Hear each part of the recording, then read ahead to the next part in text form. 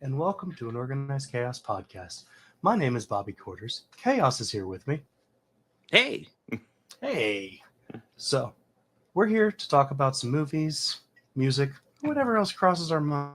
But here is also the home of the most unbiased, genuine thoughts. We're not going to do anything just to say it, just to make money off of it, because we don't make a lot of money off this. In fact, we don't make anything. We just give our opinions. And our opinions are free and unsolicited, but they're not hateful ones. That is the important thing. Yes. But also, while you're here, please make sure to like, comment, and subscribe to my channel, that is Bobby Quarters, the podcast channel, Organized Chaos Podcast, and Chaos's channel while you're at it. So thank you for watching, and do enjoy.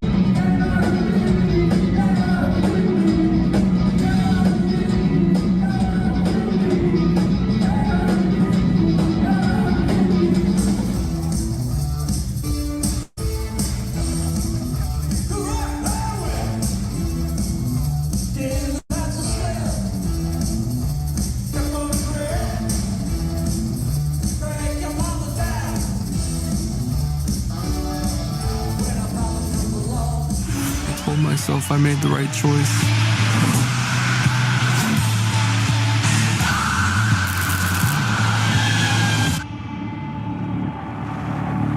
What if I really was someone else? Far away on the other side of a television screen.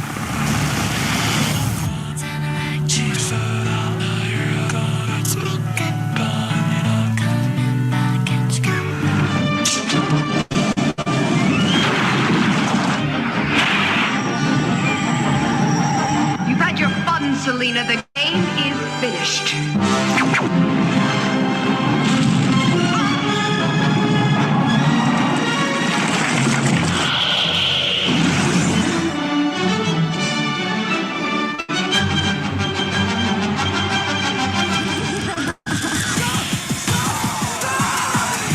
I love you. I love you. I love you. I love you!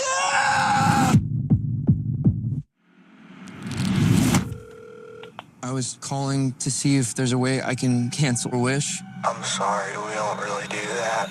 So she's just stuck like this forever? Well, yeah, I mean, as long as you live. As long as I live? I can't do it. Okay. We'll do it live. Okay. No. We'll do it live. Fuck it. Do it live. I'll write it and we'll do it live. Right. Fucking thing sucks.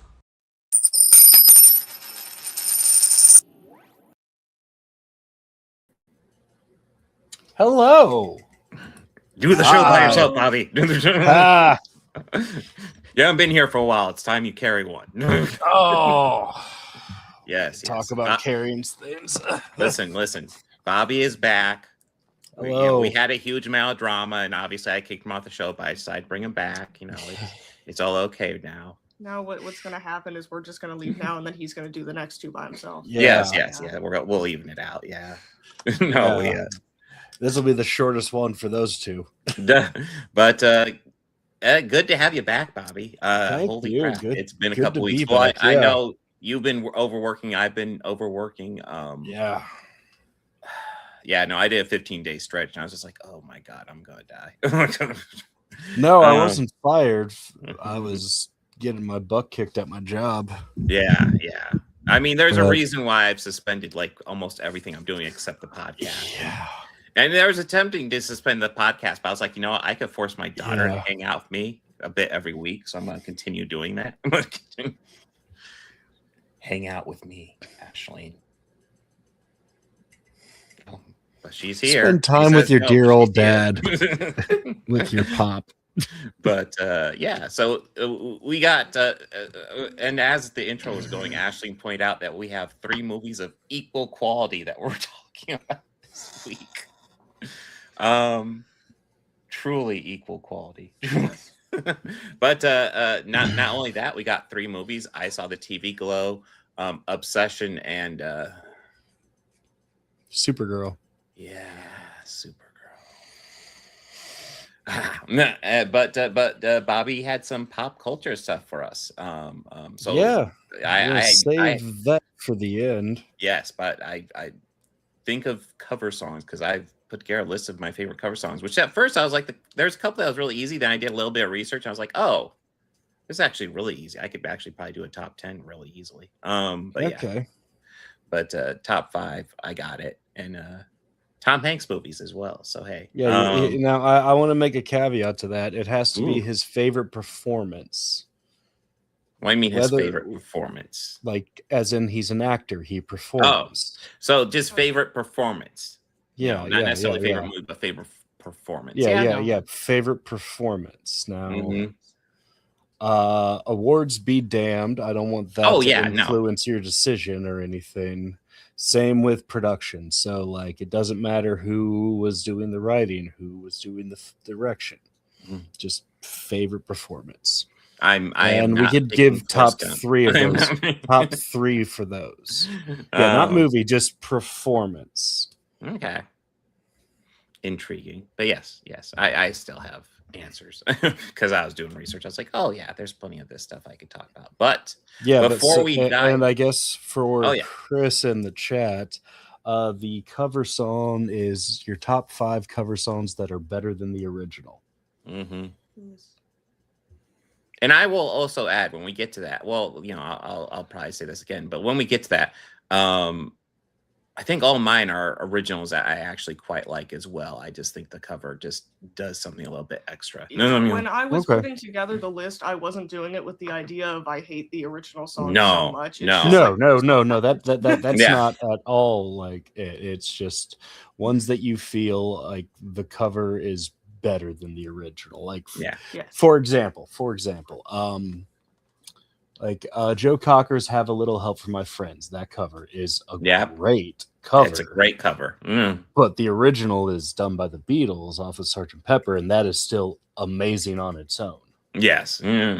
So even As much for as I Ringo like the Lam, Joe Cocker cover, that Yeah, gets even- disqualified because I like the Beatles better. yeah, or even I'll use Joe Cocker again. His cover of "She Came In Through the Bathroom Window," Mhm. great.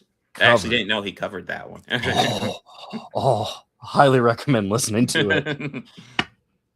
It's very Joe Cocker and him just being Joe Cocker. You just picture him on stage rocking out. It's great.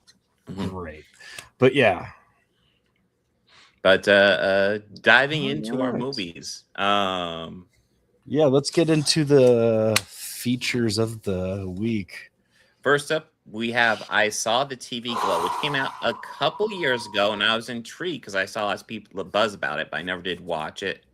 Then Ashlene's like, hey, let's check this out for the podcast. And I went, okay. That gives me an excuse to watch it. And to a degree, I would say we saw, when did we see this? I don't remember. Sometime last week, though. Yeah, was it Thursday or Friday? Like Yeah, it was something like that. and I'm still kind of digesting it to a degree. This was I mean, to kind of break it down, it's essentially about this kid. There's a younger actor who plays him, and then Justice Smith plays him for the majority of the movie. And he's talking to a girl named Maddie, and she's really into this TV show called The Pink Opaque. Yes. Which I couldn't help but notice had like Buffy font on it, and they even had a Buffy actress with a brief cameo in this. So I think that's kind of what the writer's mind was at with it. But yeah, she is massively obsessed with this series, and as she grows older, she starts confusing reality with the TV series, and he doesn't really, but then later he starts confusing reality with the TV series, and I guess we don't have a whole lot of actual pictures of the movie. Yeah, I was looking at that and I was like, wow, we're running out real quick. Yeah. But this is weird, right? This movie was weird, right? Yeah, it was. Yeah. It was okay. Yeah, I know. I think it was very well done. Well, yeah, it was how they depicted the weird and creepiness. That was done okay. That was done good. They did a good job on that. I kind of felt through a lot of it. It was trying a little too hard. Well, I feel like I really felt it was really trying like a little too hard, and it might have gotten a little blinded by soaking the environment in nostalgia. Before I get too deep into it, Ashlene, what are your initial thoughts of this one? I thought it was a well put together movie. I enjoyed it. Okay. It's definitely out there. Not for everyone, I would say. But yeah, I liked it. I thought it was good. I mean, maybe that'll be a theme for this podcast, but there definitely is kind of like a theme of like obsession with this one. How addicted she is to this series and how he ends up kind of addicted as well. And there's actually some clever stuff. Like I like when he's watching, when he rewatches the final episode and we see the clips. And one thing I really liked was like at first you see like the crappy VHS quality we usually see for the TV series in this. And as we're watching him watch the clips, we see the scene of him watching it turn into that crappy VHS quality, and then the scene of the show turn into cleaner and cleaner quality, as if he's mixing reality. I thought that was a really cool way to do that. As for what the idea of this movie is, again, dealing with obsession, dealing with confusing reality, what would you like to add? You can finish your statement. I just have something I want to say. No, go ahead. No, I preferred if you finished your statement. Oh, okay. First. Confusing reality, especially confusing reality with a TV show. I'm not sure if it really hits the nail on the head on that one, because but like I definitely see what it's going for. But yeah. So I have and I remember actually when we finished watching it. So I agree with you because I think to a certain extent it is about nostalgia, but I have like a different primary read that I would like to present, especially also because I looked it up and I was right. Ooh. So, and I'm just gonna present some information here because I feel like I don't know, I feel better about presenting the information first and then have you come to the conclusion yourself than if I just come out and say it's about this, especially because, the way everyone interprets it is different, and that's true. But so I'm just gonna live. I think from my knowledge, this is like the biggest piece that I noticed here. So the main character starts to think for a portion of time that he lives in a fake world and that the TV show is kind of like the real world that he's trapped from. In the fake world, the main character is a man. In the real world, the main character is a woman. Okay. And I think you see sort of aspects of this. Oh my goodness, my head. I wanted to write down notes for this, but I forgot. I have reasons. Oh my god, my throat. Okay, I'm gonna die. You're never gonna know. But I'll just push her aside. Elo's gone. Oh my god, I completely lost my train of thought.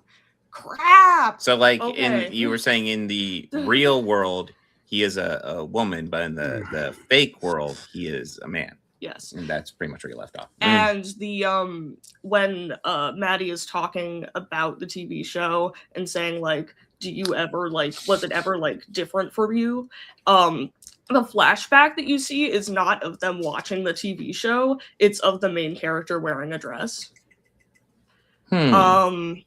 There's also there's the trans flag colors are all over this movie. I didn't think about that, but yeah. I caught that as well. Yeah. I would talk about this more in depth, but I forgot to take notes, and that's my fault. But yeah, I think I definitely saw it, and I did look it up, and that was the creator's intention. Obviously, that doesn't mean you have to read it that way, but yeah. Well, it might also impede it since I don't really view from that, but I can see where you're coming from with that. Like in a lot of ways, it almost it's a definitely more artistic way of doing kind of the original idea of the Matrix. Like in the Matrix, there's a character named Switch who's part of the team. Yes. And the idea of that character initially, and the studio won't let them do this, was that this would be a character that when we see him in the real world, it's a man, but when they go into the Matrix, they are a woman. You know, kind of that type of idea, except done like much more artfully. I think that's very interesting. What are your thoughts, Bobby? Yeah, I picked up on that, and I also looked it up at the end too. Well, see, I'm the only one that didn't look it up at the end. Yeah. It's like, here's my read. It's called homework, man. It's called homework. Research. I can't do homework. Come on, dude. What the hell's wrong with you? No, and that's cool and all. And I felt that they did that story and gave that justice. I just felt that they would have explored it a bit more than kind of hoping for the audience to pick up on it. I don't know. I just think that would have been a really great setting to explore that, especially with the science fiction realm. Yeah, absolutely. I don't know, because I think this is what this is classified, because it seemed very horror-ish too. So yeah, it's definitely in a lot of ways directed like a horror movie. Even though it really doesn't have much in the way of horror elements. It's definitely like a supernatural themed TV show that they're watching. Yeah, but mostly they just talk about the TV show, and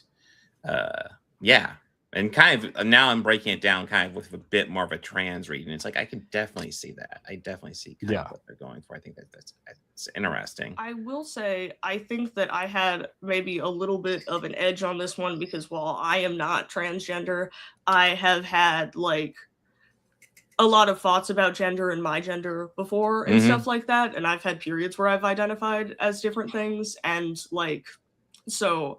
And I also like I know a lot of trans people. You're saying I don't get it because I'm a cis white guy, right? Well, I'm saying that perception affects the ways you view film. This is bigotry, Ashlene. Perception doesn't exist. Everyone views things the same way. Thank you. No, I think that's actually very interesting. Never quite put that together, and I did kind of wonder about stuff like that, but like, I think for me, it's just not. It's not something I've really dealt with, so I didn't pick up on the cues quite as well. So I guess I'm suffering from old man brain on this one. It's okay. You're just yelling at a cloud. Oh God, that cloud is pissing me off, guys. It's ridiculous. It's mocking. No, I get it. It defies gravity. It's mocking me. Yeah, I totally get it. Cowboys yell at it. It's wild. Well, anything you guys want to add on this one? I did think this was a very interesting, very well done movie. I mean, it's kind of, in my opinion, it'd be worth checking out just if you're looking for, atmosphere, if nothing else. I think it's quite interesting, especially with that read. With that read, I'm kind of looking at it all differently, going, huh. Anything you guys want to add about it? No. Yeah, I mean, I enjoyed it. I thought it was good. Yeah. Well, I mean, there definitely aren't any precedents with that issue right now, so. Okay. I did hear some good news, though. I did hear that Robert F. Kennedy Jr. did volunteer to eat all the algae in the reflecting pool. That's very nice of him. As he's going to be doing laps, just eating mouthfuls of algae. Yeah, all the algae that the evil Antifa dropped in there, apparently. Yeah, and Stephen Miller is going to sit on the side like Gollum and eat whatever wildlife is in there. So frogs, fish, crickets, worms. Oh, he was going to do that anyway. That's his sustenance. That's his feeding. That's his main feeding. precious.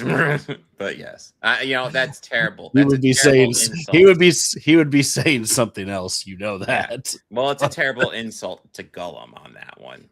Gollum is much prettier than Well, I Steven. mean, I don't know. I mean, I saw a photo of the reflected pool, and Kermit the Frog was swimming by us in Rainbow Connection. So it looks pretty bad. Speaking of looking pretty bad, Supergirl from 1984. Nice segue, and this was atrocious. Oh my god! Like I was confident that like this was at least better than Superman 4, and after watching, I'm like, am I confident in that? I mean, I am very confident to say that like this and Superman 4 are by far worse than the other 3 Superman movies from this era. Well, like, this easily. I really like how at the beginning we heard that radio report that Superman was off-world dealing with something. I went, AKA, they can't afford Christopher Reeve. Yeah, guys, don't worry. We'll get a poster of him and we'll put it up in Lucy Lane's college apartment.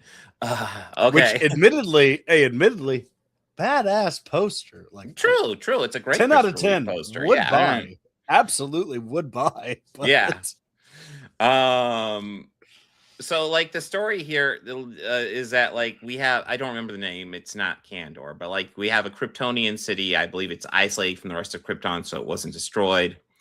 And they have this plastic ball called the Omega Hedron that apparently powers everything. And you can also play with it and make like cool like living mosquitoes from it. And then so Supergirl plays with it and makes a living mosquito that tears through the wall of this dome city like fucking paper and blasts the Omega Hedron out through it. Which also, if it's such a delicate thing, then why the hell are they traveling through space? Why is that their protective covering? Man, I'm just telling. Right out of the gate, that pissed me off. I'm just wait. No, yeah, when it tore through there, I was like, the fuck. Then why the hell is still alive? How the hell has this not happened coincidentally? Yeah, and like the Omega Hedron, which is I think that's what she's holding in this black and white picture here. And it looks like the whole goddamn thing was 3D printed too. Yeah, no, it looks so cheap. But yeah, it's if she doesn't get back, she has to. The city will die, so she has to go to where it lands, which is of course Earth. I don't know if it was supposed to go through a portal or whatever, but like it landed on Earth. She goes to Earth. She gets superpowers. Her discovering her powers is fine. Like it's like, okay, I get that. She's like, oh, hey, I can fly. This is cool. It's like, okay, I get that. But then she lands on Earth to look for the Omega Hedron, which comes into possession of Faye Dunaway, who is doing a little bit of cheesing. I won't have asked for more cheesing from her, but she's doing a bit. I will say, this movie does keep up with the pattern of the first Christopher Reeve Superman, where the title character, who definitely puts in the most screen time, does not get lead credit. Faye Dunaway gets lead credit on this one. But anyways, she lands on Earth, and she enrolls in a girls' school. She's got unlimited time on her hands for reasons like her city's dying. She needs to find this Omega Hedron, so let's stop and sign up for this girls' school. Does that make any sense to anybody? And he's yes, the plot. Oh, okay. The plot. And that's the thing. Like I vaguely remember watching this when I was a teenager and like jumping into the middle of it like late night. Like back in the day where broadcast TV was all you had to watch and just watching just random movies at night and popping this on and be like, oh, it's a Supergirl movie. I remember jumping into the middle and like she's a student and then she's looking for this Omega Hedron. I just assumed she was on Earth. And she signed up to be a student, and then she realized she had to look for this thing. I didn't realize she went to Earth to look for this thing, and then signed up for this girls' school for shiggles, apparently, because she has so much time. But anyway, she signs up for the girls' school. But one of her superpowers, Superman doesn't even have this superpower. She can walk behind a tree and completely change her hair color and outfit. Which outfit I'll say super speed, but like the hair color is like, how is she doing that? Super speed. I guess. Super dye. Super. My hair real quick. It's Kryptonian hair dye. Yeah. Yeah. God, she must be destroying her roots. Holy shit. Well, they're Kryptonian hair, so it's True. stronger. It will get powers from the yellow sun. So there you go. Yeah. No, Paul. That is what happens in this future. Dude, yeah, there isn't nearly enough sex for porno. This would be quite a bad porno. I mean, the rule of the internet: if it exists, it exists. But But yeah, so like it ends up with Faye Dunaway, who's like part of this witches coven, and she decides to use it to take over the world. She throws an invisible monster at Supergirl. Yes, invisible monster, telling you the movie's budget. And then like a significant chunk of this movie is spent with both Supergirl and Faye Dunaway crushing on this construction worker who is apparently the only good-looking guy in town. Yeah, there's no other option. So like I want to say there's a solid half hour where that's like at least the main plot line where like Faye Dunaway's trying to capture him and Supergirl's like, no, he's my man crush. It's like, okay, we're doing this. Eventually Faye Dunaway makes a castle. Oh, Peter O'Toole's in this, by the way. Peter O'Toole's in this. And so is Faye Dunaway. Yes. Well, I already brought up Faye Dunaway, but yeah, Peter O'Toole's in this. Briefly. He plays Zoltar. He gets trapped in the Phantom Zone for losing the Omega Hedron, which it was really confusing. But she encounters him again, but then he dies to become a vending machine that makes Tom Hanks big in the future. Yeah. That was called Zoltar as well, right? Close enough.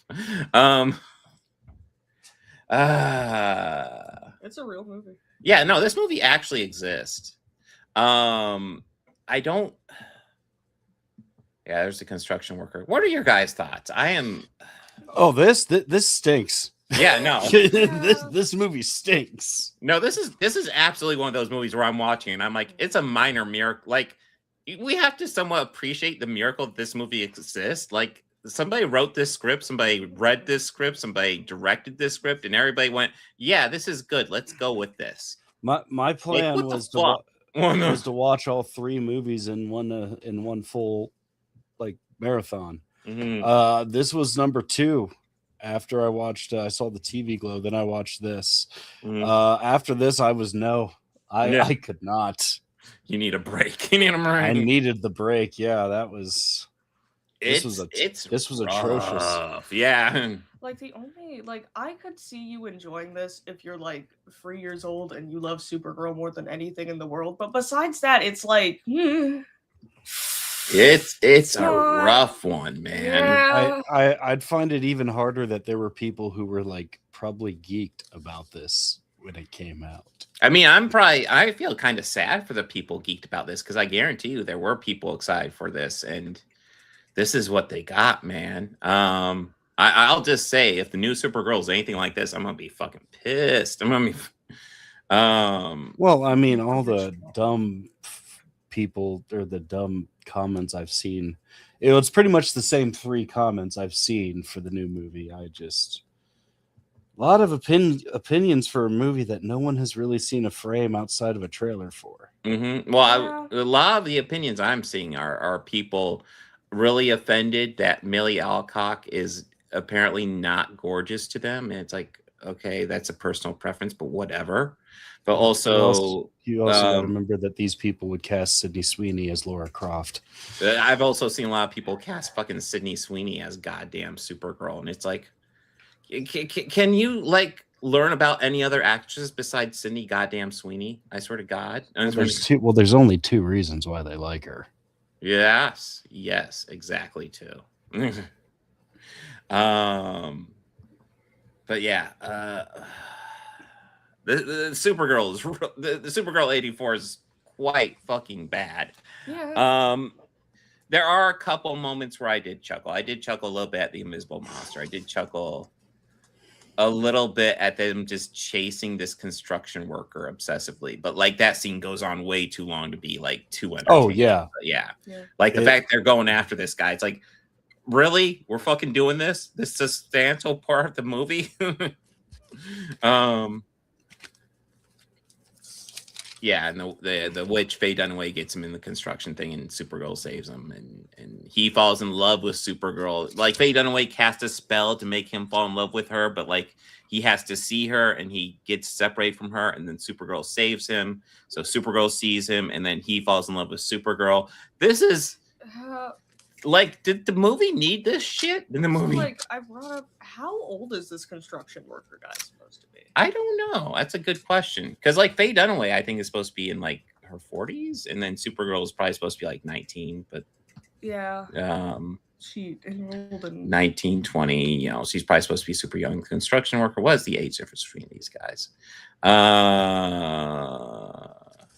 yeah, Ethan. That's it. Do we have an age on him? Oh, he's a concert pianist. Oh. All right, 56. So he would have been 38 when this came out.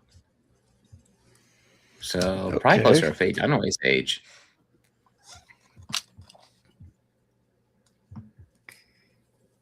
Um, 41. Oh. So she would have been 43 when this came out. And then Helen Slater would have been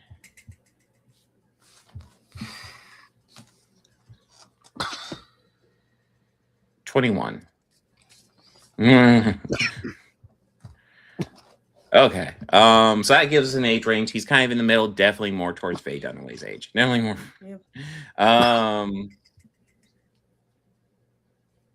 Jeez. It's such a real movie. Yeah, they actually made this, guys. This is a movie they made. Like, holy shit. I can't get over that they're just kind of like passing the Omega Hydron around and Yes. letting people play with it, you know? Like, they should be keeping that locked down somewhere. Yeah. No, like, if this thing's so important to the plant, to their little city, why are they just playing with it to make, like, fucking mosquitoes and shit? Oh, yeah, and by the way, Mia Farrow's in this. One of the Kryptonians. Yeah. She has like no role. She's just like a random Kryptonian. She has a couple. Yeah, lines. like when No I was character. watching, I was like, hey, Mia Farrow. Yeah. All right. Yeah. That's cool. The woman who was wildly too good for Woody Allen, piece of shit. No comment. I don't have anything nice to say about Mr. Allen. So No, neither do I. He's a now, piece of if shit. you were to switch those names around, and if it would be Alan Woody, then I would have a lot to say about the man called Alan Woody. Phenomenal bass player, died young, but great bass player. But yeah, what else is there to say about this? This is atrocious. I don't know. It exists. It is wildly bad. Holy shit! Yeah, it's not even subjectively bad. This is just like I feel. I don't really believe in things being objectively bad, but like, if that does exist, this definitely qualifies. This definitely. I absolutely do. Like they went out to make a bad movie. I feel like this. Sorry, you can. I'm sorry. No, I'm sorry. You're good. Go ahead. I feel like this is almost kind of like. And I feel like even saying this, I'm giving it more credit than it's due, but this feels like I'm watching a really rough outline of a film, if that makes any sense. Like nothing's thought through, you know? Yeah. It's like you got the print. Yeah. It's like you got the print of the film without special effects. It's like they knew the ideas they wanted to do. Like they want to have MacGuffin for Supergirl to go after, where it's like very important. She gets it. They want to put her in a girls' school, so they're going to put her in a girls' school. They want to have some sort of love interest that she and the villain fight over, so they set that up. But like none of it like lines up particularly well. None of it makes a lot of sense. It is all over the place. It is garbage. I guess big question, because like I was confident this was better than Superman 4, but now I'm not so sure. So did you see Superman 4, Ashlene? I think so, but I don't remember it. So leave Quest me for out of Okay. Yeah. Quest for Peace. Bobby, do you think this is better or worse than Superman 4? Oh God, that's some. Because it's really the only one to compare it to. This is definitely That's worse than the other three. that's the one where they used the recycled footage from 2 and 3 of him just. Oh yeah. Mm-hmm. Oh God, I don't know. For me, 4 has a "it's so bad it's good" place in my heart. Yeah, I feel like it has that has more of it than this does. Then I mean, I don't know. I'd have to watch this one again. Oof. Oh Don't do that, don't do that. wait. Go back. Two photos back. Yep, there you go. Yeah, her. Only part I genuinely laughed at, Mhm. like the house mom or whomever. That seemed vaguely familiar. Yeah. This is bad. And if you're wondering, I think this might actually be worse than Superman 4 because I think I can have more fun with Superman 4. Yeah. I mean, if we're judging actual filmmaking qualities, this may be better. But like, if we're judging actually having fun watching something, I would probably watch say Superman 4 over 3 this. is worse than 4. Superman 3? Yes. Oh, I definitely would not. The one thing I will always defend Superman 3 for is the Superman versus Clark Kent fight. I love that fight. Yeah, that's great. Everything else is shit, that's good. yeah. That's about like the only good thing in it. Not redeemable enough. I No. mean, at least like, okay, as much as Robert Stack, or that's not Robert Stack's in there. Robert Stack's. Are you talking about the rich guy in 3? Yeah. The not Is Lex that Luthor. Ted Knight? No, that's not Ted Knight. Who is it? Ted Knight's from Caddyshack. Yeah, I know, but who is it? He's the you'll get nothing and like it, which is something that I probably quote every day. No, Richard Pryor isn't the rich guy. No, Richard Pryor's the programmer.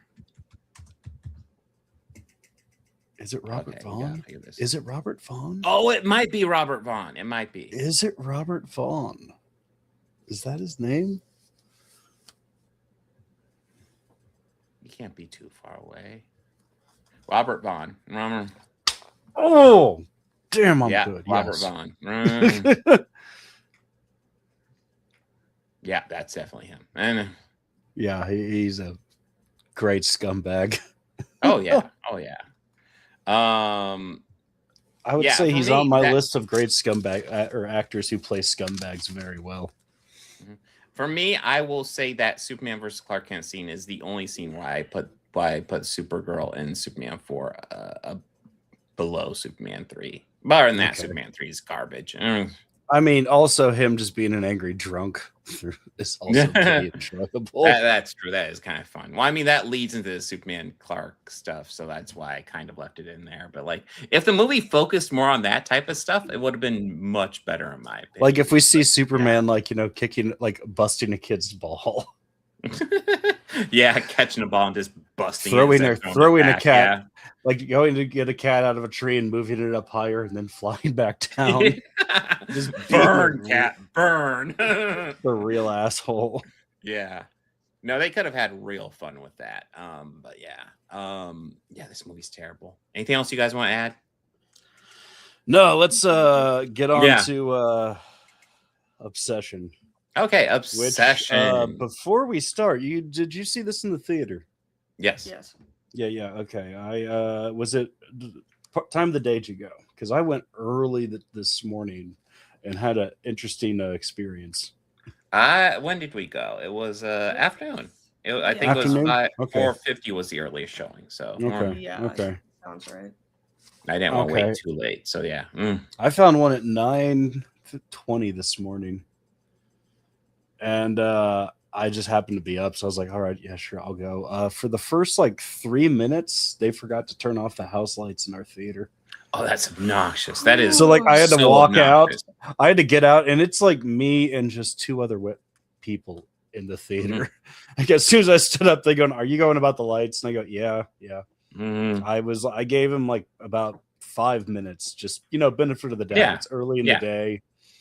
We were all the way in the back end of one hallway, so I get it. I'm sure that projection room is like a racetrack just to run back and forth and do shit like that. Oh, I'm but sure. nothing. I was like, okay, I'm just gonna go and take care of that. Hey, our movie is so it didn't take anything away from it. None of the weirdness started, but just that was a little unpleasant. No, that's frustrating. That is very frustrating. But still, overall, I enjoyed the movie, enjoyed Yes. the experience. I thought that this was a different take. I don't know. It was such a great horror film, but not a horror film. Well, I mean, I just from the trailer, this is one that kind of interested me. I just didn't see room in the podcast. I'm kind of happy, kind of room opened up for it a bit because I was always kind of interested in this one.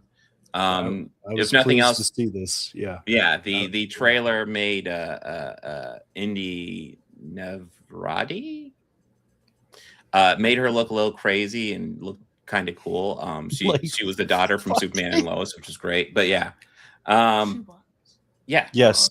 I recognized her about I recognized her about halfway through, and I was like, wait a minute. Hey. And she's great in this. She is really good in this. Yeah. Yes. But like the whole concept of like this boy has a crush, and and obviously I'm watching it and I'm like, he's like, he has such a crush, but he can't tell her. And I'm like, just fucking tell her. Lay the cards where they are, and just but like I know if I was younger I wouldn't take that advice, but older me is like, just fucking lay the cards out. If she says no, cool, move the fuck on. Cool. Just make your move, and if it fails, fuck it. But yeah, that's older me. And this is obviously about a younger guy, and younger me definitely won't take that advice. And yeah, you're just letting those feelings build up, and eventually he gets this thing called a one wish willow, with kind of like it's not like a monkey's paw at all, but like everybody gets one wish. He wishes for Nikki to love him more than anything else in the world, who is the girl he has a crush on, and what pursues is insanity, and I don't know. I have had the not fun experience of having somebody way, way, way too into you. And like this, there are elements of this that feels like that, but like this is definitely taking it to like the next level. Like, holy shit. Like, how far would it go? It was absolutely like over dramatized in that regard. Yeah. But in the same sense, I also have experienced something like that. And really on. yeah, there are elements of where it's like, oh yeah, and yeah, it even talks about how I guess there isn't much footage from the movie here, but which that's good because I was afraid with this, like the trailer was gonna give a lot of it away. And really I felt no. It just gives you the basic premise, and then like okay, that shot that was just. At that point, I was like, I freaking love this movie. This is great. Like, I'm enjoying this. There was so many points when it was just like very scary, and that like the tension and was very high in the scene. I just couldn't help but awkwardly laugh at so much of this. Ashlene, thoughts? I was definitely very freaked out by this. I think in part because like, yeah, this is definitely like very like dramatized, and there are definitely like it's not like super intense realism or anything, but like it's stuff that like could hypothetically happen besides from like sort of the supernatural stuff with the one wish willow. Yeah. And like I was sitting there the whole time and I was like, I don't even know what I would do if I was him. Like what. Yeah, it was kind of rough, but in a good way, in an intentional way. Well, I mean, it's also like you kind of see it in this movie, but like you kind of understand how like obsession and when somebody has like this crush that he constantly has is on her, and how that is so one-sided. Like it is entirely about him, that crush, and then like it's almost like he forces that upon her, and then except it's like so much worse. And he kind of experiences it from the other end, and it's like, oh shit. And like there's elements here I really like how Nikki's trapped, because like when she's like obsessed, like it's almost like she's not controlling. Well, it's literally she's not controlling herself here, but like there's that element where it's like you're not even really yourself. You're not letting yourself be yourself. You're just letting yourself get wrapped up in the obsession. Here that's supernatural, but like that can be real life too when you get way too into somebody. Go ahead. I know you have the scene where he's like calling about the wish and like, you know, can I undo it? Yes. And like the guy is talking to him, and obviously he's like, oh no, you can't do it because we need a movie. Although I think there's also a very interesting movie to be made where he could undo the wish and he chooses not to, but that's not what this movie is. No. But and he's like, do you want to talk to her? You know, do you want to talk to her? And then like he like switches to her and you just hear her screaming. Yeah. Oh my God. Yeah, her like freaking out. Like the one time he goes to work and she's like, okay, I'll just be waiting for you. And he goes to leave and she has duct taped the ever loving shit out of the door to prevent him from going to work. And it's like, oh Jesus. I was awkwardly laughing. Yeah, and he's just trying to act smooth about it. It's like, oh, this is just normal. Let me just struggle to open the door and go to work. If you're struggling with the door, she'd say, nope. Really got to get in today. And she just stands there. It's all good. I don't need help. I'm good. See, when I said I was a little nervous about this trailer giving away too much of it, I was thinking that the first time that after he cracked it, because we pretty much get that as it appears in the trailer. I mean, obviously some more scenes added for pacing in that, but even like to the one of her standing on the porch in shadow, which when I saw that, I was kind of like, man, I really hope that there's more of that, because like that shot right there, like, because that's like, that would have been really great if it wasn't spoiled for me in the trailer. Oh no, we get a much more terrifying one later on. And that one I was kind of like, okay, this is shit. This is pretty good. I'm loving this. I mean, and it's kind of, it's interesting because you have the main guy who obviously he has a crush on Nikki, which is very clear, but it's also kind of obvious, like there's this friend group of like 4 of them, and it's kind of clear to me early on that like Sarah, who's in the friend group, definitely kind of has feelings for him. And he just is completely fucking oblivious because he's all about Nikki, and it's like, dude. And that's also part of the issue. Like he never takes the time to actually learn really about Nikki. He just is like really into her, and it's like, you know, you could actually just talk to her, see if you guys get along, you know, hang out. There's things you can do, and you know, and it all plays into it, because like when you're younger, like, and you get a crush, and talking to that crush is just so fucking terrifying. It's so just, I'm so fucking scared. And it's one of those things that drives you nuts when you're older. Because when you're older, it's like, just go talk to them and find out if you like them. Because that's it. And I mean, honestly, it's also one of those things when you get older, it becomes less about physical attraction, more about just like getting to know somebody and finding out if you like them that way. Because there's plenty of beautiful people in the world. Finding somebody who you sync with personally is the most important though. Yeah. But of course, these are younger people. They don't really have experience with that, and it's taking it to the next level. I really fucking enjoyed this. This is kind of exactly the movie I wanted it to be. I don't know how else to describe it. Like, if the trailer was good too. I agree. This is. Oh, I'm sorry. You go ahead, Ashley. No, you're fine. Yeah. I will say I feel like I'm kind of desensitized to like a lot of horror films, but this got some jumps out of me. Oh yeah. I mean, it helps that it's actually like, it's not like some, like there's a supernatural element, but it's not like it's all based in like kind of human emotions, you know, like how human beings behave, which I really like. Value, what were you saying? This was like the exact horror film I was really wanting to see. And I'm very pleased that this is like you said, the movie exactly I hoped it would be. I saw the trailer. It's like, I want this movie, and this was it.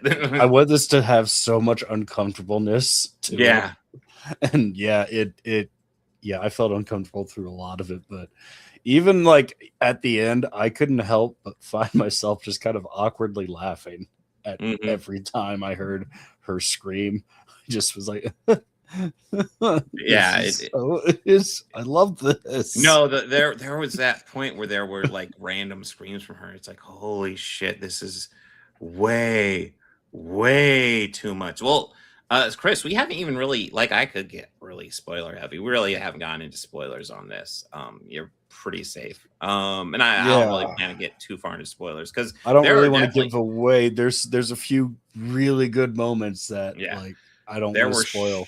There were shocking moments in it where I was like, holy shit. Like I knew something was going to happen similar to that, but I wasn't expecting it to be as huge as it was. And I'm not going to spoil it because it's worth checking out. If you're talking about the part that I think you are, I kept trying not to focus on the characters in scene, but what's happening in the background and the foreground of it. And I didn't even see it coming when it came. Mm-hmm. Yeah. Are we talking about a scene involving a brick? Yes. Okay. Yes. Holy shit. Yes. Yeah. I was just like, yeah.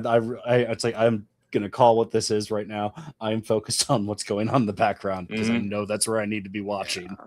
I will say I was pretty confident something like that was gonna happen, but I don't think I expected to happen in quite that way. No, and it was so swift. Yeah, and intense. It was way bigger than I was expecting. Yeah. But yeah. And guess what? That's still fairly spoiler free because the brick in that scene doesn't pop up until you're already in it. You're already and after that, just buckle up. It's gonna get better. Oh shit! Oh shit! Yeah, it gets so wild. But yeah, thoroughly enjoyed this movie. This does go 0 to 60 really great, and when it goes, man, it's that way until the end. Yeah. I highly recommend this. This is probably my favorite movie of the podcast. Happy to see it in theaters. Although I did think it was interesting. I did notice it was a smaller ratio than normal. It wasn't like the full widescreen. I saw it in a much smaller theater too. Like I saw it in a small one. There was like maybe 3 rows in the theater I saw it in. Well, yeah, no, it was a smaller theater. We actually saw it in. There wasn't IMAX or anything. Although I don't really like IMAX. I do like Dolby, but I don't either. It would depend on the film for me. Yeah, the actual ratio I noticed was normal. This is probably not too far off from old school TV ratio. But yeah, that actually kind of surprised me. But it works. Yeah. Anything? Oh, sorry. Go ahead. I was about ready to segue out of this. So if there anything you want to add, anything? I had a trailer before this that looked really awesome. It was a Fathom Events one. Oh, what was it? It was Terminator 2 back on the big screen. No. 35th anniversary. I was thinking, we haven't covered the Terminator movies yet. No. They haven't done a new one since Dark Fate. And well, I mean, we could just. I know they're not good. Yeah, I mean they haven't made a good Terminator since 1991. I'm just saying the TV series seemed okay, but I haven't seen that much. I agree. They haven't made. There's been good stuff in some of them. True, absolutely. Like I actually enjoyed Genesis. I thought that was actually that's probably my least favorite one. I really I was very pleased to finally get that Arnold versus Arnold fight. Like, that is true. That was, even if one was painfully CGI. Oh, did you see the trailer for Bob Odenkirk's new movie? Yes, I did. All off of memory. Yeah. I kind of love that they did that. I guess I heard I did read some casting for that they kind of released some news on casting. Oh, really? I didn't see any casting outside. So he got one of the original actors, I believe, to return. Oh, that's right. I did see Greg Sestero's in it. Yeah. And he's playing Chris R.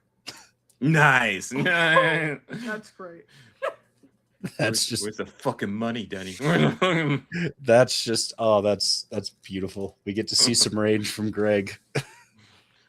So yeah, in case you don't know and you're a little lost on podcast, Chris did share it with me, so I know he knows. I'd already seen it at that point though. But we are talking about The Room Returned, which is apparently the Bob Odenkirk starred, he plays Johnny, remake of The Room that they did with no rehearsals and shot it in 12 hours. Which is just like holy shit. And as much of it from memory. Yes. Yeah. I'm kind of intrigued to see that. Although, like, I do feel like to a degree, like, is it possible to call The Room lightning in a bottle? Because, like, So many things had to go wrong to make that movie so hilarious. I mean, yeah, you can, because it wasn't set out to be made Yeah. into that. It was made to be serious, and then Tommy just kind of embraced it as that. And Which is, I think, a healthy way to handle it, you know? Yeah. But yeah, accept it as a comedy because it is. So the pop culture questions. Let's get into it. Oh, Okay. yes. So I guess a bit of backstory of why that happened.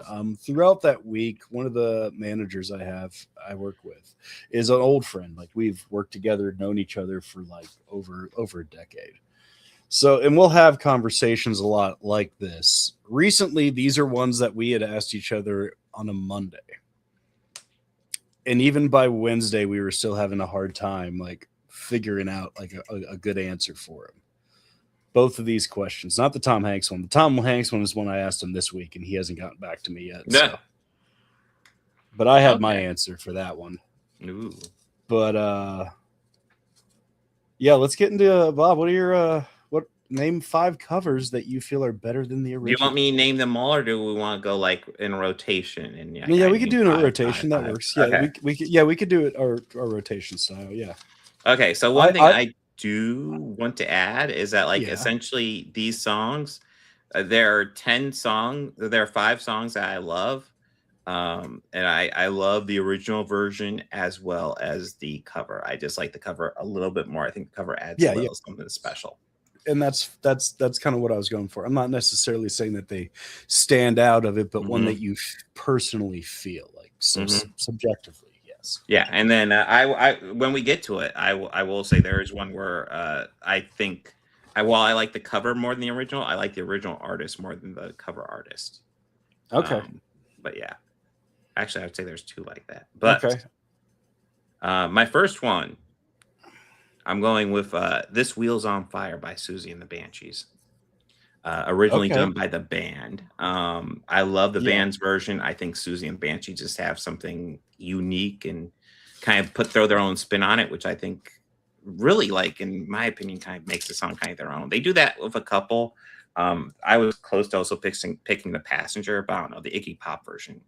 It's really fucking good on that one too. But yeah, I went with "This Wheel's on Fire." Susie and Banshee does have a lot of great covers, and that's probably my favorite of theirs. So that would be my number 5. It's not on my list, but they do have a cover that's one of my favorites too. Ashlene. My number 5 is "Enter Sandman," originally performed by Metallica, the Rina Sawayama cover. Oh. I'm less familiar with that. That's very cool. I definitely know the original. Why? I think that it's quiz.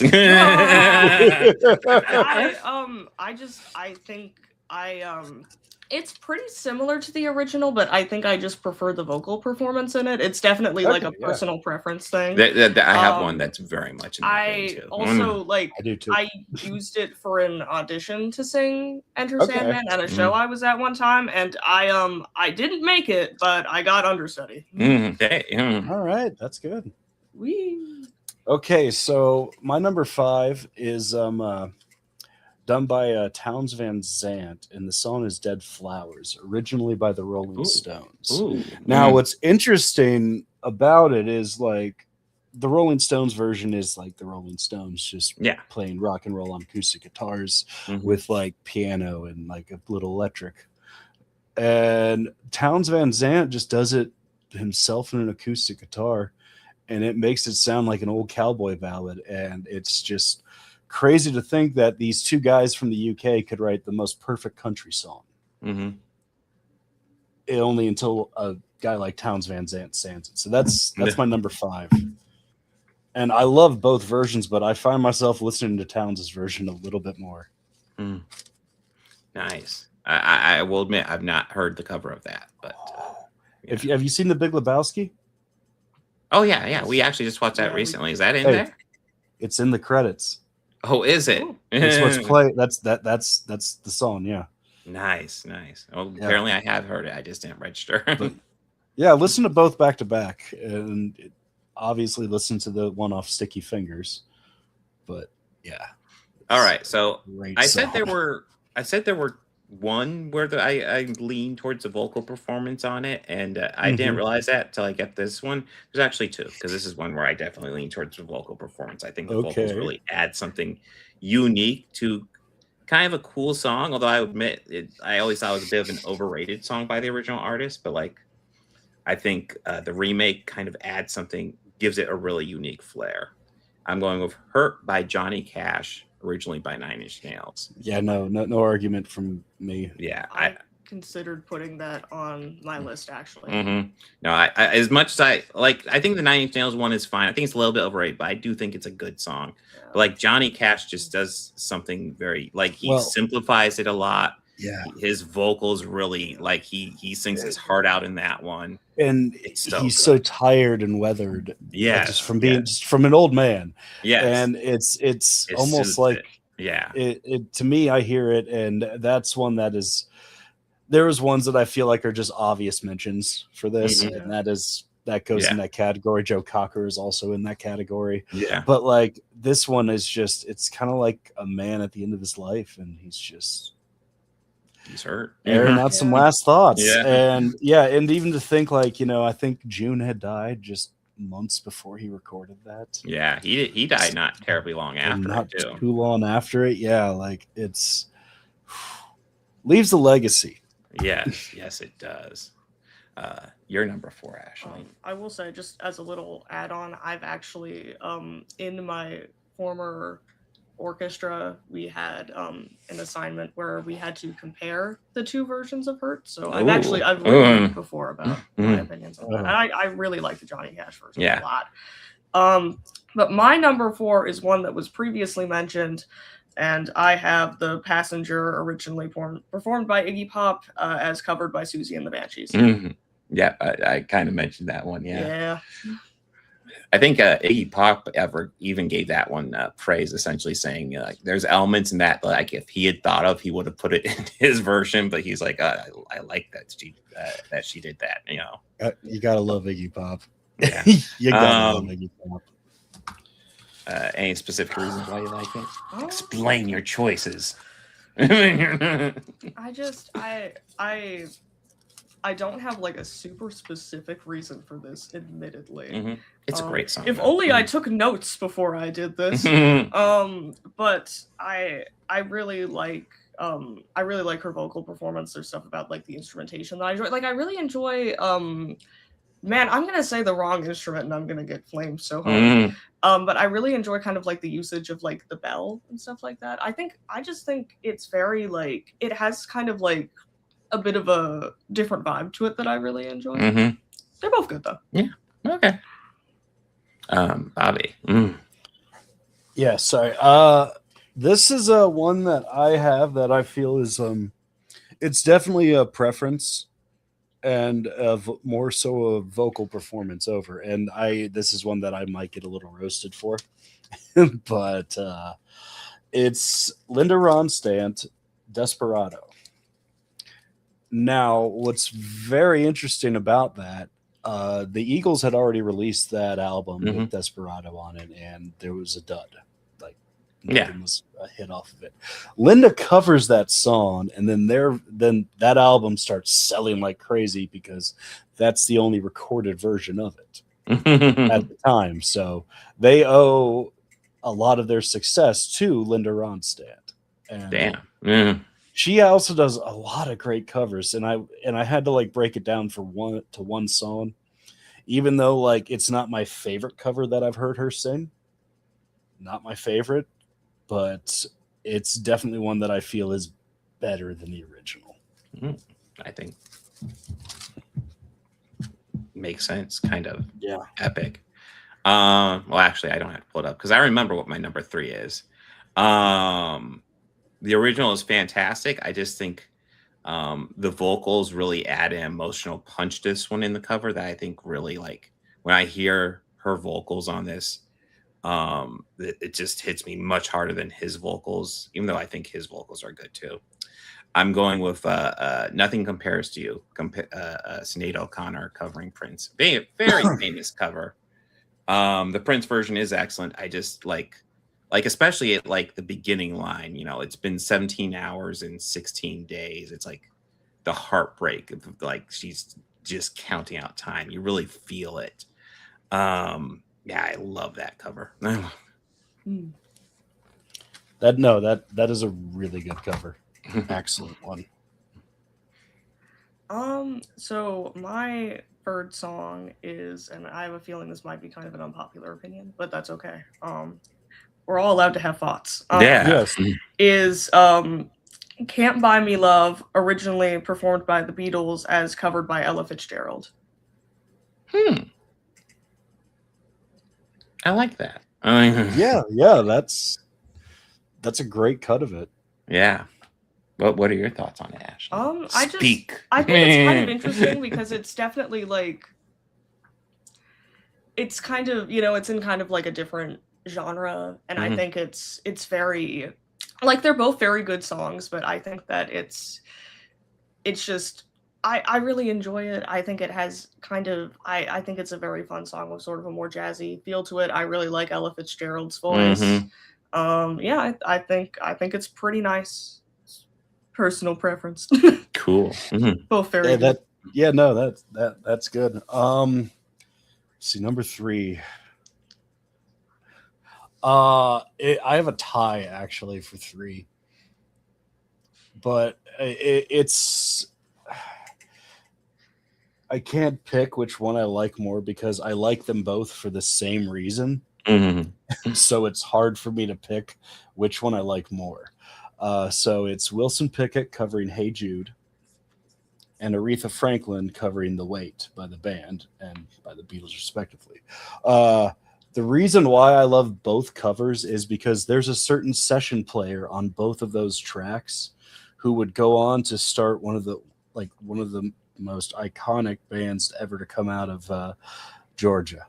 And that's Dwayne Allman is on both of those tracks. And it's just like, he's one of my favorite guitar players. So it's just so cool to hear like that early stages of him still just finding his own sound as a guitarist, but also working off of these veteran session players, like the ones you got to think of when that was it, because Wilson and Aretha recorded down in Muscle Shoals. So like those guys have been playing music together since like the 40s.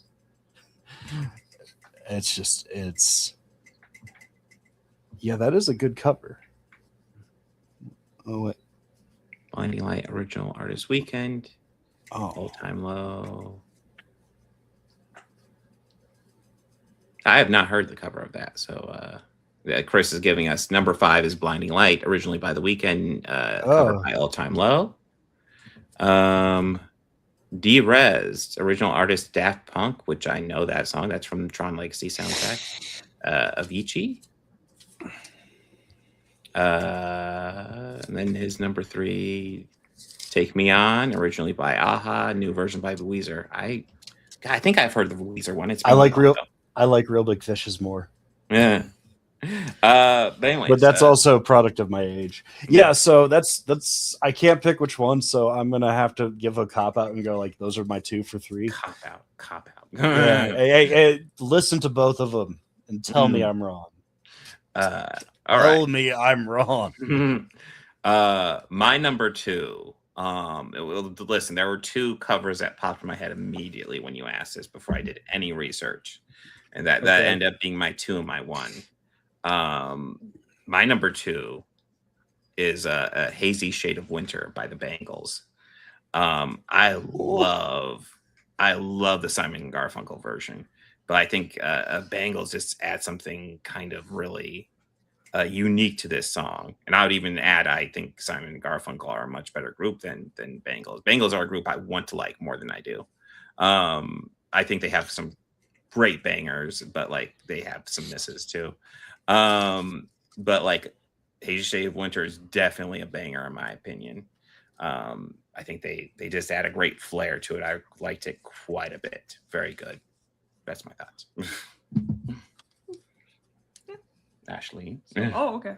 So my number 2 is Can't Get No Satisfaction, originally by the Rolling Stones as covered by Devo. I wonder if that'd make it in here.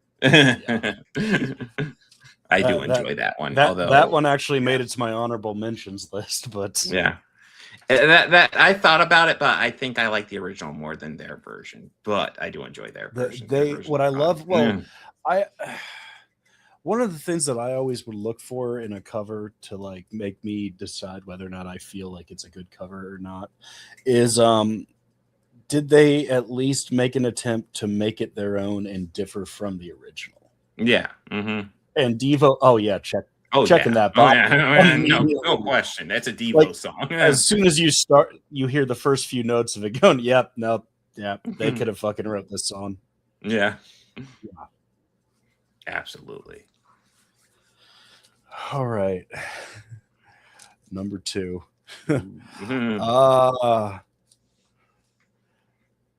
Three Dog Night, Never Been to Spain.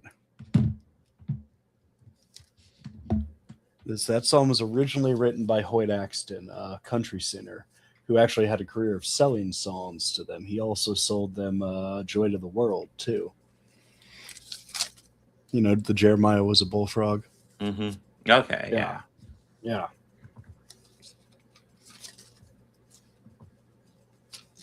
Oh. You Might Think, versus You Might Think by the Cars, Weezer cover. I think you're a Weezer fan, Chris. I think he is a bit of a Weezer fan. That's fine. But we also have Paul here bringing up Another Break in the Wall by Korn. Korn. By Korn? Korn? No, not Korn. Korn. Yeah, Korn. I know Korn did it. Oh, did Korn do it? Maybe it was a typo and he meant Korn. I wasn't familiar with their version. Okay. Yeah, they released one that's like all three. Like they released as like a EP in between albums, I think, and like there was also them covering a Word Up. Like I remember their cover of Word Up. Yeah.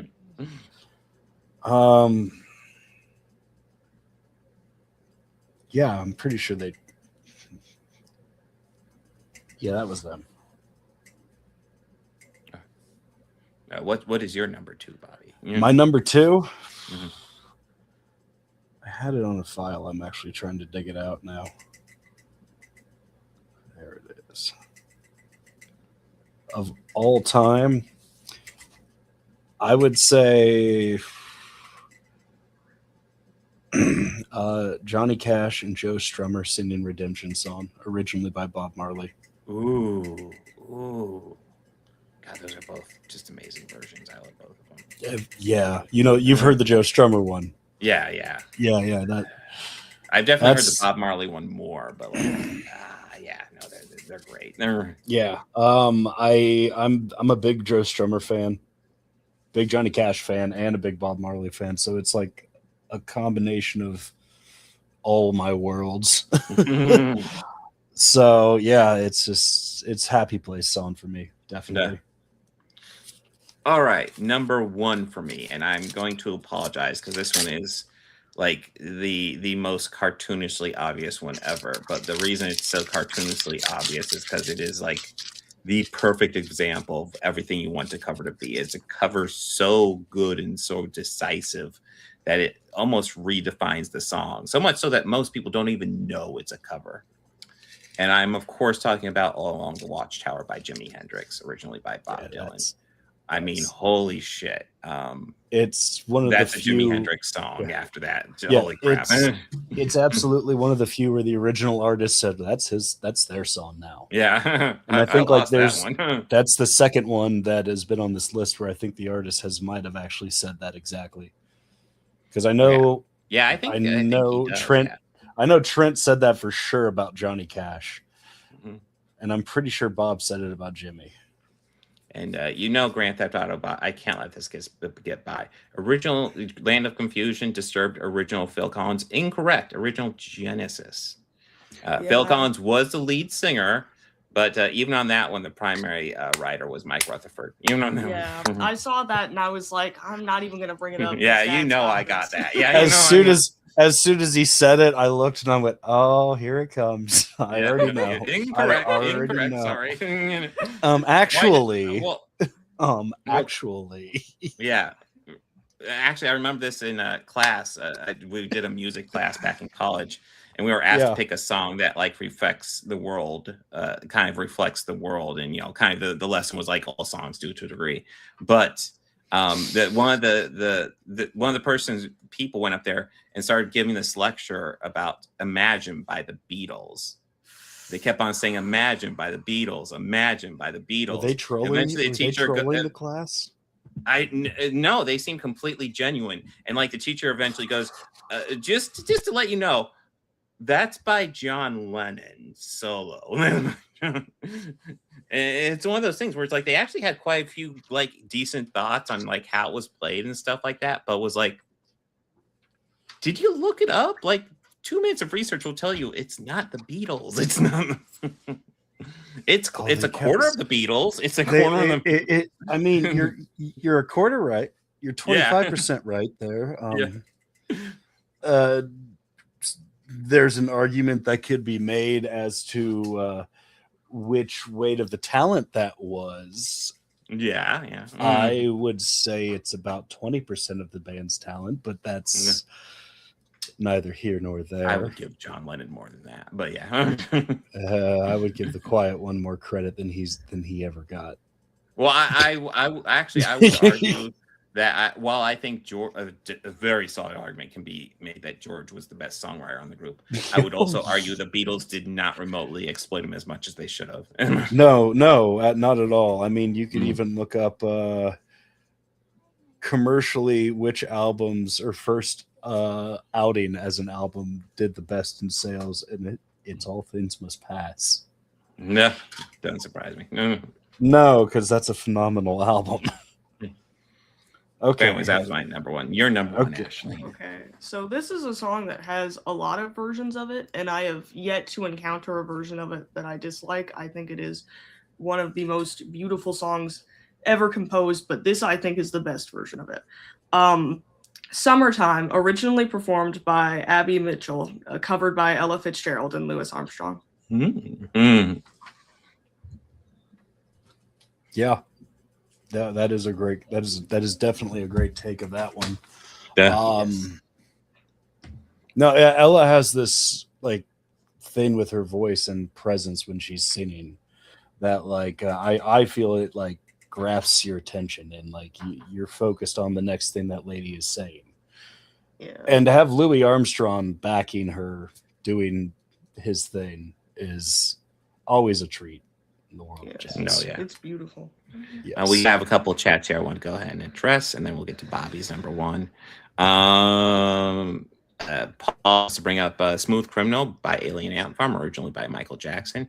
I enjoy the Alien Ant Farm version, but I do enjoy the Michael Jackson version more. I enjoy it, yes. Alien Ant Farm is that's a fun cover, but yes. It's Michael Jackson, man. Life is a Highway, OG Tom Cochran, the cover by Rascal Flatts from the Cars movie is Chris's number one.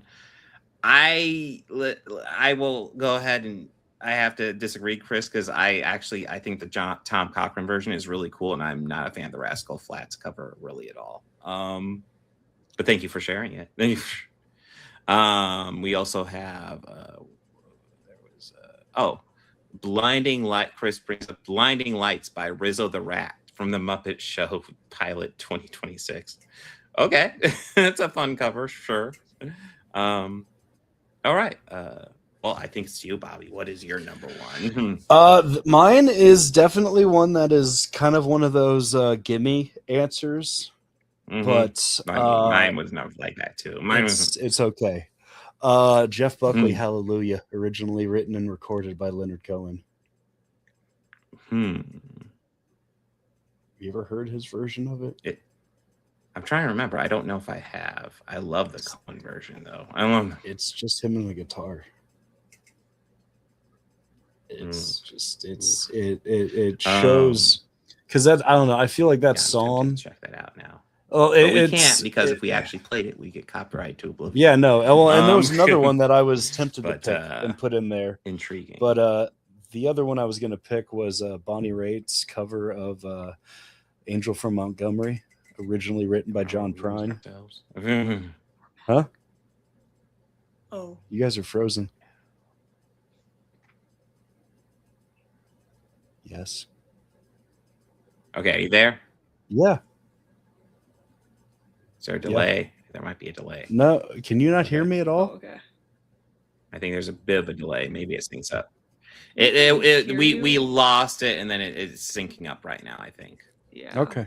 because there seems to be a little bit of delay. Okay. Yay. Are we back? Yeah, maybe. Are you? We're so back. I'm not even showing an internet connection issue on my end. I wonder if it's a StreamYard fucking up. I wonder. Maybe it's StreamYard, but it's also like we have I think there's some bad weather heading towards us, so Okay.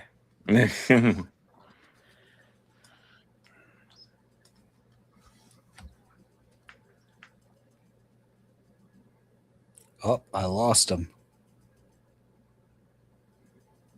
I think that's it. Well, I'm going to pull up what we have next week until they pop back up. Let's see here. It looks like next week we will be covering A Mighty Wind, The Warriors, and Supergirl 2026. So I guess so, Chris. Yeah, it must be. Yep, they looks like they might have logged out. So I don't know if I log out, it will sign off. It might. But anyways, I think that's what I'm going to try and do. Maybe I should wait a little bit to see if they come back. Oh, there they are. All right. Are we here? Are yes, we here? yes, there you are. Okay. Yes, Okay. cool. Yes. I yes, just covered okay. over what we're going next week, and I was like, I don't know if I We- should sign out. We 'cause were. it will, It's like we were kind of here, but like we weren't able. It's like, what the hell's going on? yeah. So yeah, that I guess number one was my it was Jeff Buckley, Hallelujah, and it All was right. a Yeah, I tie remember between that. that or yeah, and I was gonna say Bonnie Raitt's cover of John Prine's Angel from Montgomery. Which there's a lot. It was hard to pick because there's like a lot of really good covers of great songs I already enjoy. Oh yeah. So the next another topic, contender, although I was gonna say another contender for me, but like this, I guess it's just an honorable mention. But this one, it was a contender because I do really love the cover, but I think the original edges out. Is of course Mad World by Gary Jules cover of Tears for Fears. Yeah. But yes. Are we ready for the next one? Yeah, you're Tom Hanks. Okay. Who wants to go first this time? I went first last time. Not Oh. me. Oh. And I just remembered. I just remembered the Susie and the Banshees cover. I really like is Dear Prudence. Oh, that's a good Ooh, one that's a too. good That's a good one. I will that- say for these next couple of questions, my expertise was very limited, and so I don't really have a satisfactory answer for either of them. So I'm just gonna kind of be here. Well, for one of them, I don't Captain know. Picard is very disappointed in you. You froze again. Up there you are. Oh, okay. There you We're go. back. Yay. Okay, so Tom Hanks. Chaos. Well, okay. I guess we're starting with me again. Yes. Yes. I'm actually torn. Favorite performance of his. I think the part of the reason I'm torn is because they're both great performances, but one I lean towards is because I think it's a better movie. But like I think the other one might be a better performance. So the one that I think is a great performance, but also is a better movie, I'm gonna go with Green Mile for that one because that's a movie I don't think enough people talk about. Tom Hanks is kind of like he's definitely your viewpoint character. He's not like in a lot of ways it's more about John Coffey, but Tom Hanks are like our viewpoint character, and he has to carry a lot of the emotional weight throughout that movie. I think he does a great job with that. And I also just think it's a great movie that doesn't get talked about enough. But at the end of the day, I think maybe if we're talking about just a brilliant performance in a movie that I'm not necessarily a huge fan of, but like he fucking definitely did a great job. I'll go with Castaway on that one because he kind of goes insane in that one, and I kind of really appreciate that, even though it's not one of my favorite movies, but he is great in it. Okay. Those would be my picks. All right, favorite performance. I would argue that his best performance would probably be in That Thing You Do, because he is not necessarily playing. Because I think of that movie, right, and the character who's the drummer in that, right, that would be Tom Hanks. If Tom Hanks was in this movie and he was age appropriate, that would be the character he would be playing. I was missing. What? I think our internet's a little bit choppy still, but I'm assuming we're on That Thing You Do. Yes.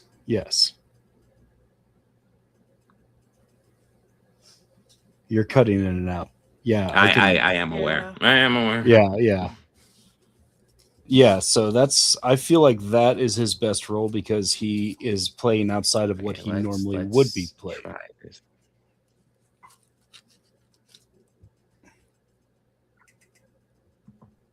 Hello.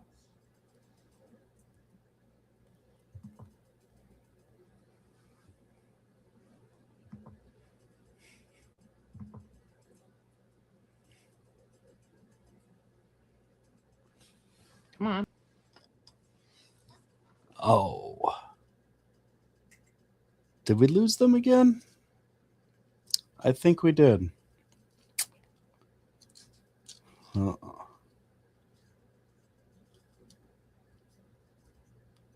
Yeah, Ridge of Spies was pretty good.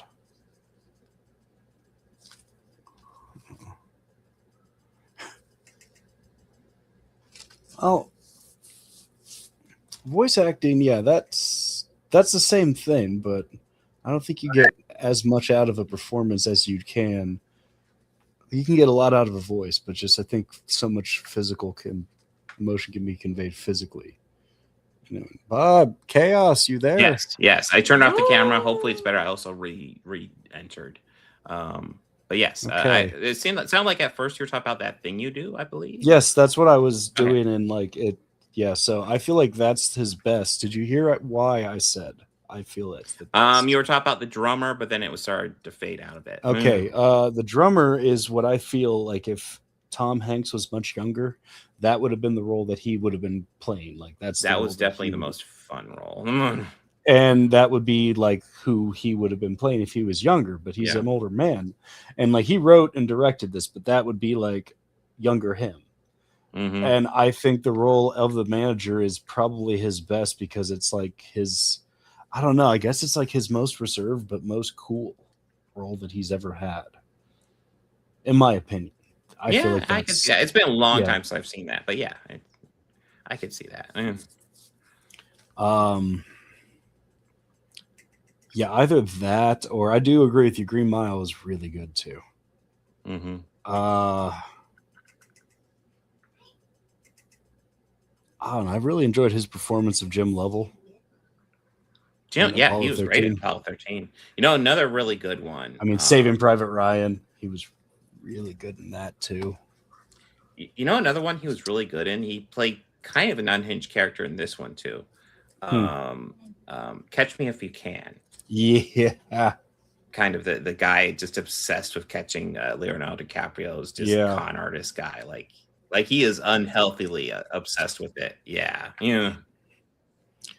I mean, his knock and he tells great knock jokes in that movie. No, I can still hear you fine. No, I don't think he can give a bad performance. Maybe we might have lost them again. I mean, we're okay. You can't hear us. Okay, it was breaking up a lot. I wasn't sure if you could hear us or not. Yeah, I could hear you. Ashlene, did you have anything you wanted to bring up? Because I don't know how versed you are in Yes, Tom I'm not Hanks. very versed in Tom Hanks. You've seen Toy Story. Oh. I have seen Toy Story. I guess, like, I don't feel like this is necessarily his best performance or anything ever, but I guess I'll give a shout out to that one time he played like 5 characters in Polar Express for some reason. That is true. He plays like all the adults in that movie. Yeah. He does. And I see in the comments, Castaway, Catch Me If You Can. The Post. I don't think have I seen The Post? I think I must have at some point. Forrest Gump, of course. He's done lots of good performances. Oh, and real quick, going back to the covers, comedian brings up Running Up That Hill. And I think that's a great song. I think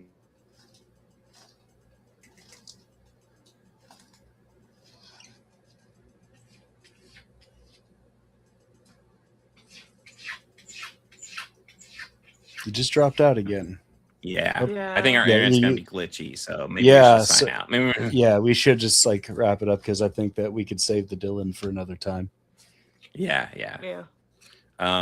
So guys, thank you for joining. Make sure to like and subscribe to all 3 channels: Bobby Quarters, Yes. Organized Chaos Podcast, and of course Organized Chaos. If Ashlene never starts a channel, make sure to subscribe to that as well. You are legally obligated to do all those things now, so please do it now. Next week, June 30th, like and or subscribe, some party some on, point and around be excellent then. to each other. Next week, we have Mighty Wind, Warriors, and Supergirl.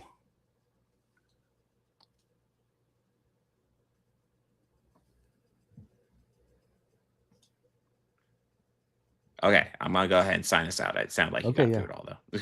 Yeah, I did.